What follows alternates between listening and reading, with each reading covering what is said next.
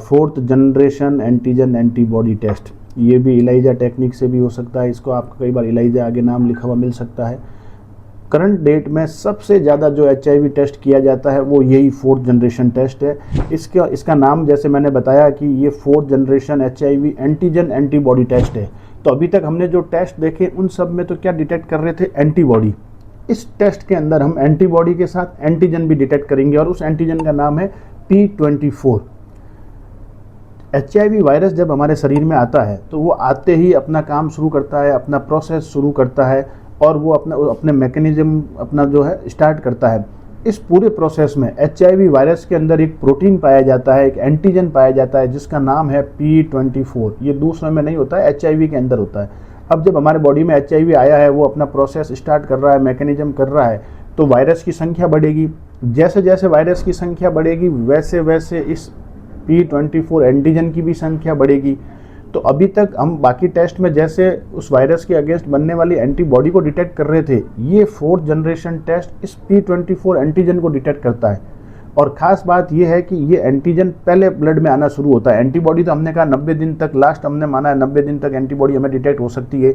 ये antigen 45 days last होता है, यानी कि 45 डेज से पहले अगर आपने 45 डे पे, एक्सपोजर के 45 डे पे अगर आपने फोर्थ जनरेशन टेस्ट कराया है और ये नॉन रिएक्टिव या नेगेटिव आया है तो ये कन्फर्मेशन है कि आपको HIV नहीं है, क्योंकि 45 डेज हाईएस्ट टाइम पीरियड है जहाँ पर ये एंटीजन 15 से 25 दिन में भी, किसी में 30 दिन भी आपको मिल सकता है।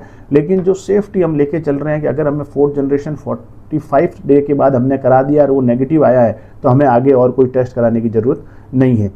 इस टेस्ट के अंदर ये एंटीजन डिटेक्ट करता है, एंटीबॉडी डिटेक्ट करता है, इसलिए ये बाकी दोनों टेस्ट जो हमने पहले पढ़े हैं उनसे थोड़ा एडवांस है, क्योंकि ये आपके एंटीजन भी डिटेक्ट कर रहा है। ये टेस्ट भी ब्लड से ही होता है, लेबोरेटरी में जाता है, फिर ब्लड में सीरम प्लाज्मा के अंदर ये पूरा पता लगाया जाता है। इस टेस्ट को आप देखोगे कॉम्बो टेस्ट के नाम से भी जाना जाता है, क्योंकि एंटीजन प्लस एंटीबॉडी दोनों हैं। इसको आप fourth generation HIV1 HIV2 antigen antibody test के नाम से भी जाना जाता है। ये जितने भी टेस्ट अभी तक हमने जो देखे हैं ये सारे HIV1 और HIV2 दोनों के केस में काम आता है, क्योंकि एंटीबॉडी दोनों के केस में ये डिटेक्ट कर लेते हैं। इस टेस्ट का फ़ायदा क्या है कि इसका भी रिजल्ट मतलब जल्दी मिल रहा है। 45 डेज़ के अंदर हमें पता लग जाता है कि भाई पॉजिटिव है या नहीं है, ताकि हमें आगे की प्रोसेस और मैकेनिज्म करने में आसानी हो। तो ये टेस्ट सबसे ज़्यादा कॉमन करवाया जाता है। इसके अंदर भी आपके आता है रिपोर्ट आती है रिएक्टिव और नॉन रिएक्टिव। इस फोर्थ जनरेशन HIV टेस्ट के रिपोर्ट के अंदर एक पैरामीटर आपको मिलेगा जिसमें लिखा होगा इंडेक्स वैल्यू। कई बार लोग कंफ्यूज होते हैं कि उन्होंने 3-4 फोर्थ जनरेशन टेस्ट करवा लिया, टेस्ट तो नॉन रिएक्टिव आया, नेगेटिव आया तीनों में, लेकिन इंडेक्स वैल्यू अलग अलग आ रही है। तो क्या इस इंडेक्स वैल्यू से भी कुछ फ़र्क पड़ेगा? बिल्कुल नहीं। जो रिपोर्ट वो जो इंडेक्स वैल्यू है वो लेबोरेटरी कौन सी मशीन यूज़ कर रहे हैं, क्या रिएजेंट यूज़ कर रहे हैं, उसके रेफरेंस में आता है।